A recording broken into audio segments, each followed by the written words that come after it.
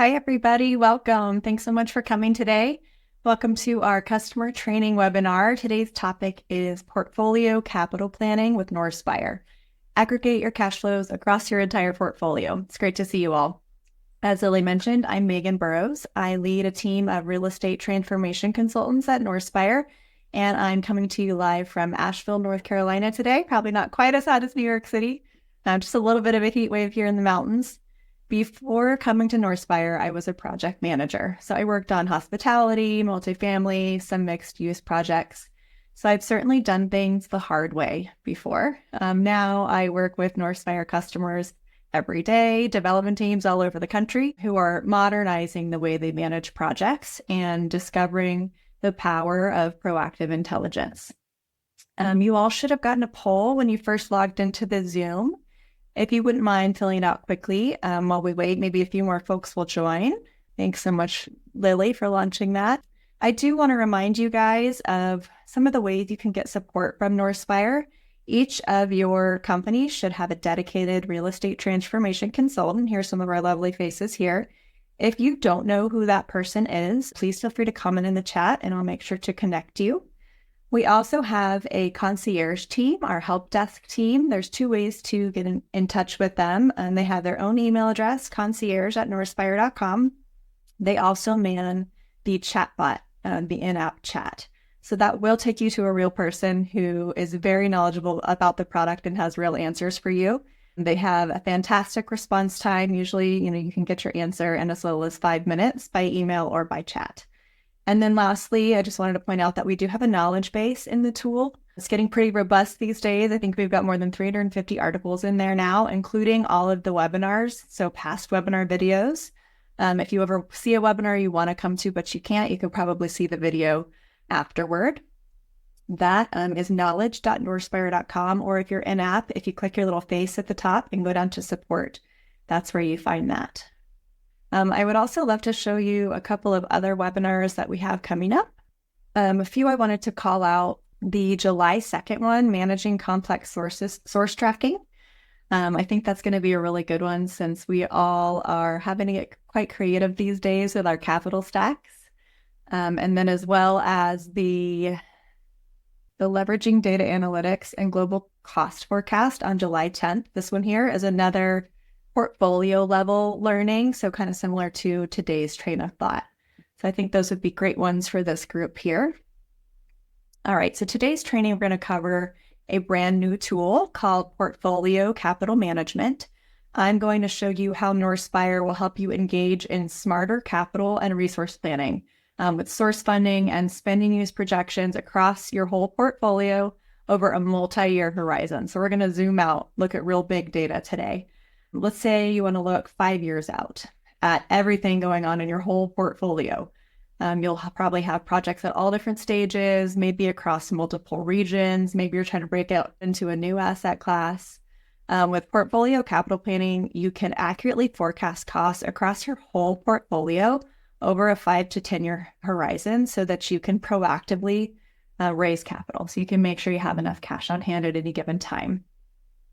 Most of you are Northspyre customers already who have probably achieved a lot of your goals already of strategically forecasting and tracking spend on each of your projects. But now we're going to turn it up a notch. You're already tracking cash flow at a project level, and now you can use the power of data at a 10,000 foot view without doing any additional work. So let's go ahead and get into it here. All right, so this is your homepage in Northspyre, your portfolio manager page. If you're logged into Northspyre with me today, you will probably only be able to get so far following along with me, since this feature is part of one of our brand new add-ons, the Portfolio Analytics Plus add-on. So you might not be seeing everything that you see on my screen today. Since that's the case, I'll make sure to be extra thorough and really show you what every dropdown does and all of the options that you have. So there's two ways to get to this page. You can get there from the Portfolio Manager page under this Analytics dropdown. It's going to be this Portfolio Capital Planning. Or if you're in a project, remember there's two levels of navigation in Northspyre, the portfolio level and the project level.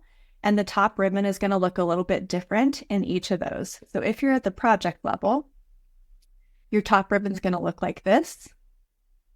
And you do have a portfolio analytics section under your power tools. If you're at the portfolio level, your top nav looks like this. And you've got the analytics section here. So the Portfolio Analytics Plus suite of tools was built for real estate development executives, really, to be able to predict, plan, deliver your portfolio strategies and budgets with data-driven decision-making. My favorite of these new tools, and the one that we're going to dig into today, is Portfolio Capital Planning. This tool is going to help you improve planning and boost your forecasting accuracy with complete visibility of all your source utilization and cash flow projections for all your projects. So clicking into this page here, this is what it looks like. You've got sources and uses.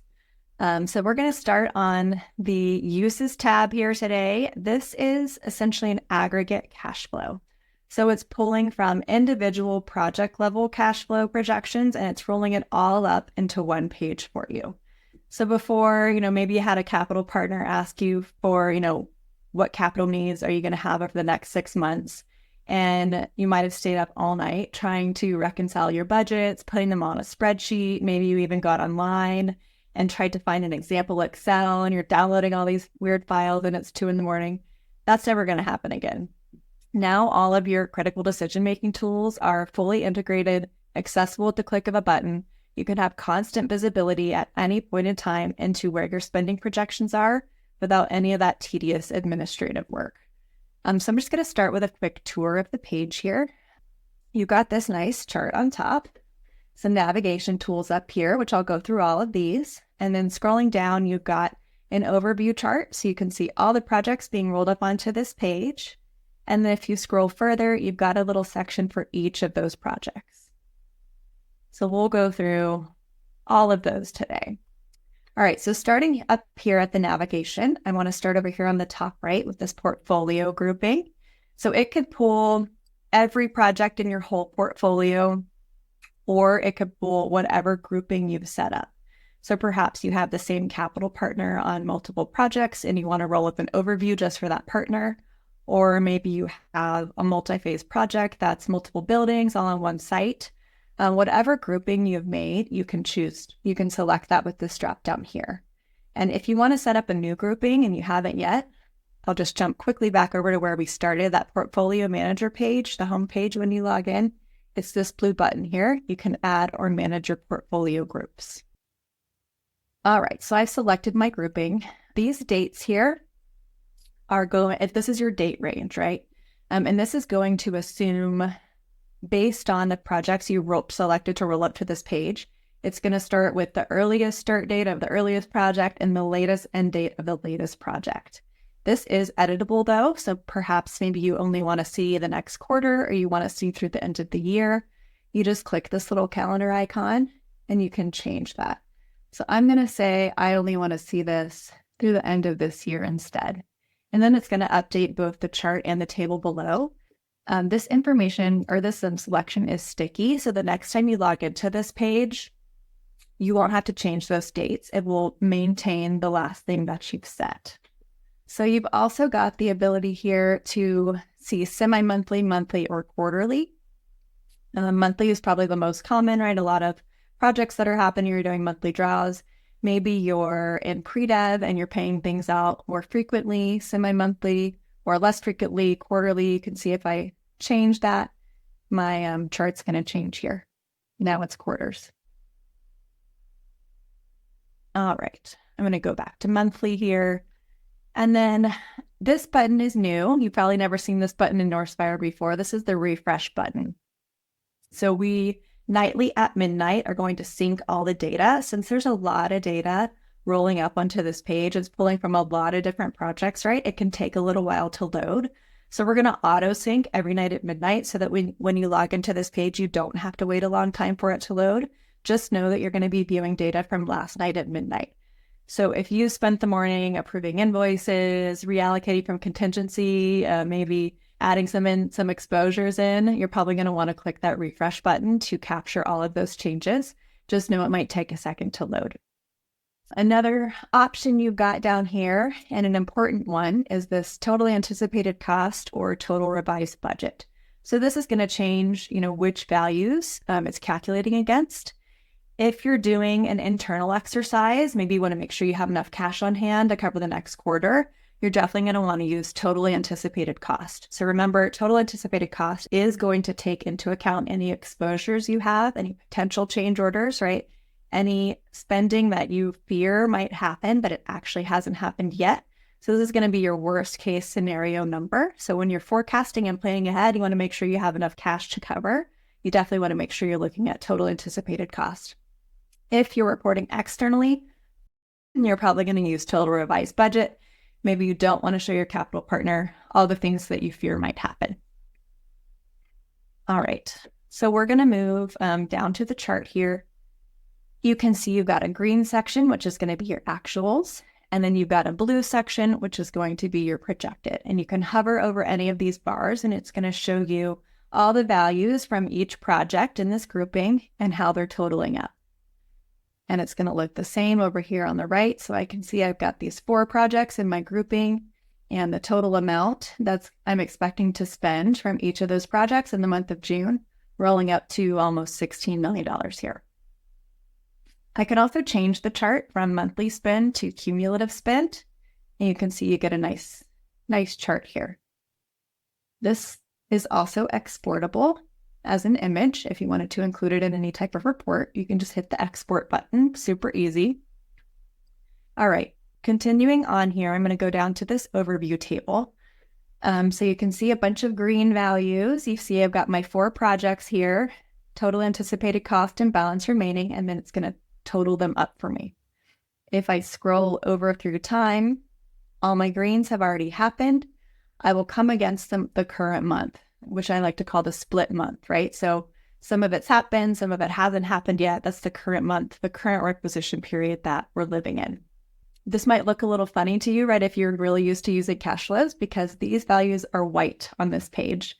On the project level page, they are blue, meaning they're clickable, they're editable. These are white because you cannot edit them from this page. If you want to make a change, you have to do it at the project level, which I'm going to show you that at the end, how easy it is to get from here to the project level to actually key a change all the way down, as nitty-gritty specific as you need to get. It's very easy to make a change still, even with this rolled up high level of data. So it's not like a spreadsheet where you spend all night creating it. Oh my gosh, how am I going to go make a change? I missed something. I'm going to have to redo the whole thing, right? It's very easy to drill in and make changes. Another thing that I want to point out here is you can see this project looks a little bit different. So for any of your projects that are still in early budget planner, right? Maybe you still have multiple budget scenarios. You haven't finalized a scenario yet and turned the project to pro with an anticipated cost report. You're still an early budget planner. Maybe it's a really early phase project. You're going to have this drop down here of your different budget scenarios. It's going to assume the budget scenario that you've been working on most recently in that project, but you could always switch back and forth. So if you wanted to change, you would just click the other one. This is really important because I know sometimes that very early due diligence spending isn't tracked quite as closely. So this is a good way to make sure you don't get caught off guard, right? You want to include projects in Northspyre as soon as you have spending happening on them. And this is another great reason to do so. This table will be exportable to Excel very soon. All right. So now I'm going to scroll down and show you the individual project tables. This looks very similar to like the anticipated cost report, right? It's that same navigation where you can roll and unroll things. So if I click this, it's going to unroll everything, or I can just drill into one section here, all the way down to the budget line level. If I click this, I can unfurl the whole thing.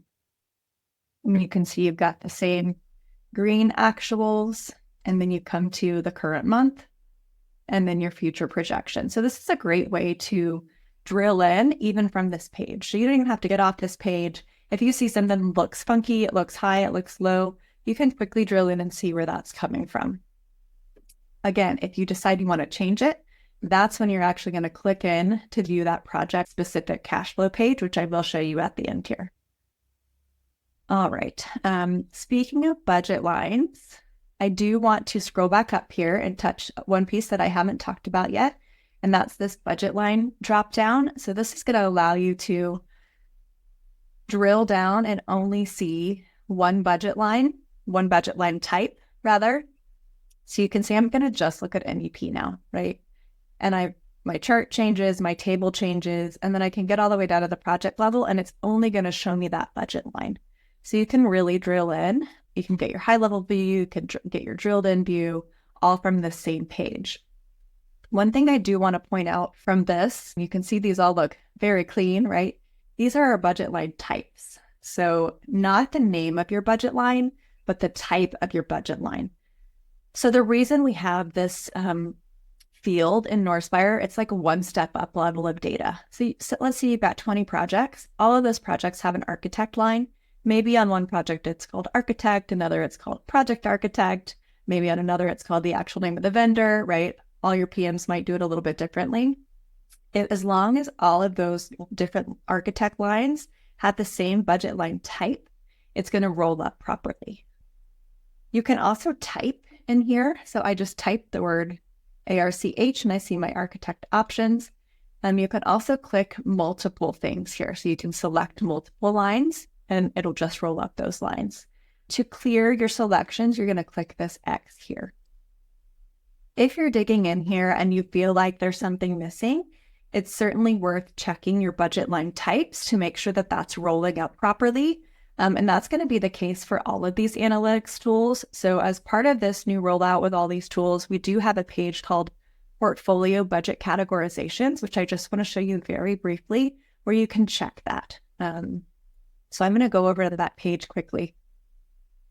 And you're going to be able to select a portfolio grouping, just like we did on this page. So maybe I just want to see these 4 projects, for instance.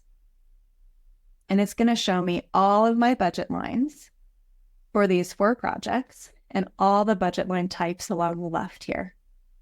So if I scroll down, here's my engineer.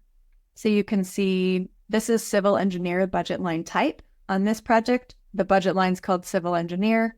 On this one, it's called site civil engineer, so a little bit different. And this project actually doesn't have a line for civil engineer, but this is that very early phase project, so perhaps we haven't engaged one yet. But this is the page where you would check that the data is filtered properly. Again, I went to Analytics, Portfolio Budget Categorizations to get here. All right. So now we're going to move to the other side of the equation, our sources, right? How are we going to pay for all of these uses?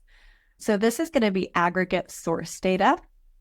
It's, again, pulling from individual project level source pages, and it's rolling it all up here. So maybe you want to pull up all of your debt across your whole portfolio, or maybe you just want to see your cash on hand. You could do that from this side of things. So this looks very similar. This navigation up here, whatever you have set here is going to apply to both the sources side, the sources tab, and the uses tab. So it's going to apply on both. So you just have to set this stuff up once. The chart looks very similar. You've got your green actuals. You can hover over and see, what's playing into that number. Same as on the blue side, and you can still export your chart. The difference here is that you can filter by source type. So I will show you a little bit here, all of the different options for source type. So kind of like how budget line type, right? Is all the budget lines are rolled up to a type. Sources are the same. So your actual loans might be called Bank of America, US Bank, whatever it might be, but those are all going to be debt, right? That's all going to be this source line, source type. And you can filter the chart by those things. You can select multiple, just like you can on the uses side of the house. And then again, you clear it with this X here. Scrolling down, I've also got a table.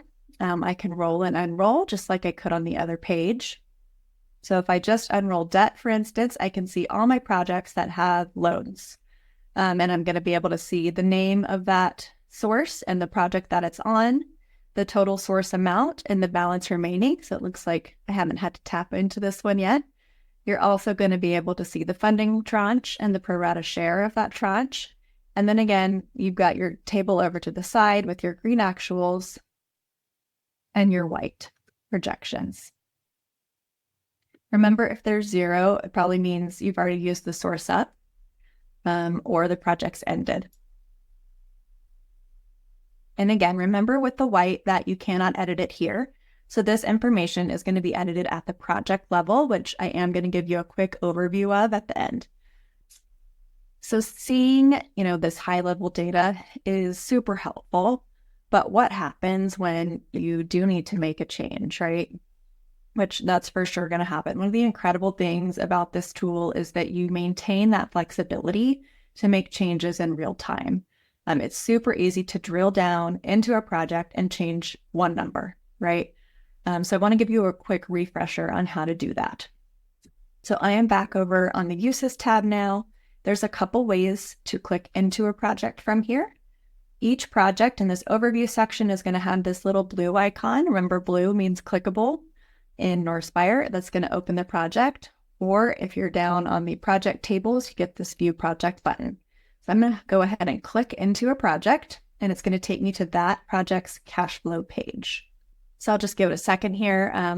Remember, the Northspyre cash flow tool is how your team can stay ahead of the curve on upcoming spending. It's going to help you better gauge your project performance against your ongoing spend. All right, so here's the cash flow page that we all know and love. If you have not dug into this page yet, I certainly recommend you set up some one-on-one time with your ROTC to get familiar with it. It's, again, one of my favorite pages, one of my favorite tools.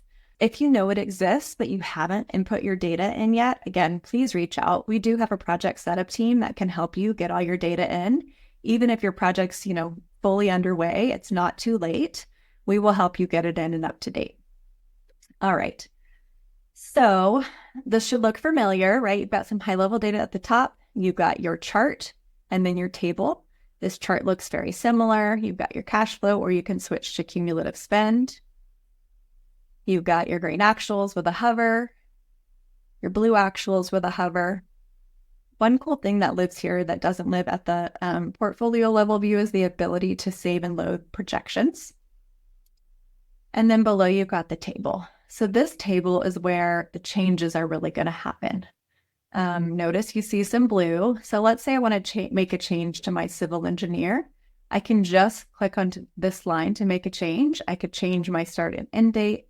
I could change my curve type. I've got all these different options. Maybe I want to adjust the curve, right? Maybe I want to omit this line from my budget completely. I can do that here. If I want to see what the curve's looking like just for this line, I can click this table icon here and get that information. I can also switch this to the table view, which you probably will do. And then you're going to see something very similar to what we were looking at before, right? I've got my green actuals and my blue projections, but I've got it by budget line. So it's very drilled down. If you ever want to change a whole section, maybe you don't want to get this granular, you can select whole sections to make changes to. The last thing I want to point out here is this little pin. This is to pin a value. So let's say you've got a mega change order coming up. It's going to really skew things and make this look different. It's going to happen in September. I could just click in here and key what I think that value is going to be and pin it. And then it's going to affect my whole projection. It's going to take that into account, and it would have this little pin next to it after you did that. If it doesn't have that pin, this is just the system, naturally putting in the projections. Okay, so the other side of the house, sources, remember that information also is to be changed at the project level. So quickly under Power Tools, the Sources Overview page, again, this probably looks very, very familiar to many of you. I've got my whole capital stack for this project. We are starting to see capital stacks get a little longer these days. Maybe you've got an extra equity bucket because you couldn't get quite the spread you're used to getting with your loan. All the more reason to keep close eye on it, close track of it all.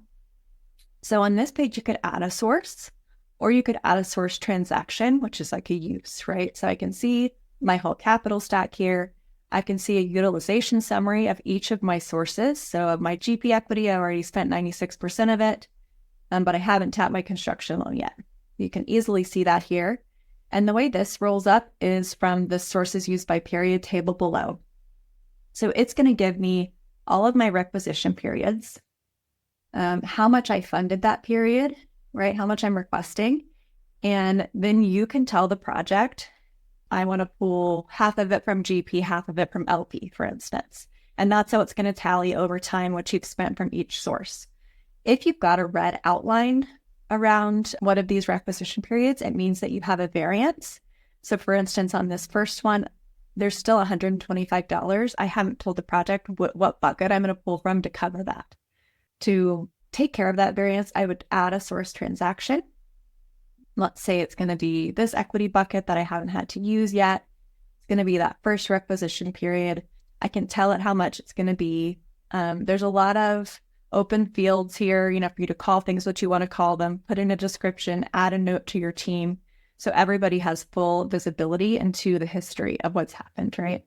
And then I would just hit submit. The other thing I can do here is add a new source. Maybe you have a old family friend who's going to give you $1 million in equity on this project and you want to add it in. You can call it whatever you like. And then you choose the source type. So remember when we were on the aggregate page, right? I could filter by type. These are those options here. You just want to take a second to look at them. There's a few different types of debt, a few different types of equity, or some grants, and an other category. So that's where you select the source type. All right. So that's where I'm going to stop. We've covered a lot today. I am going to ask Lily to take some questions in the chat if you do have any questions. And just to recap, I hope you walk away from today feeling empowered to engage in smarter capital planning, right? Portfolio capital planning tool will help you achieve better outcomes and source funding, spending projections across your whole portfolio. It will help you confidently raise capital, build reasonable budgets, right? And allocate resources over a multi-year horizon while still maintaining the flexibility to adjust quickly when things change. I also want to mention something super exciting. The Portfolio Capital Planning tool is just one of many powerful tools in our new Portfolio Analytics Plus add-on.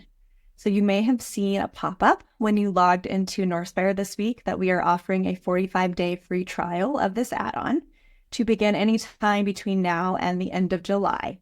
So I definitely want to encourage you all to take a little bit of time out of your summer to click around and actually see this tool for yourself. If you haven't already signed up for the free trial but would like to, please drop the word sign me up in the Zoom chat box, and we will let your RETC know so they can get that new add-on turned on for your whole organization. And again, please drop in any questions and we'll make sure that you get a quick answer via email. And that's all from me. Welcome. Thanks so much, Lily. Thank you, Megan, and thank you all for taking time out of your day again. If there were any questions that came through, I have noted them down and we will get you an answer. And yeah, thank you again. Thank you, Megan, and hope you all have a great rest of your day. Thanks, everybody. Bye-bye.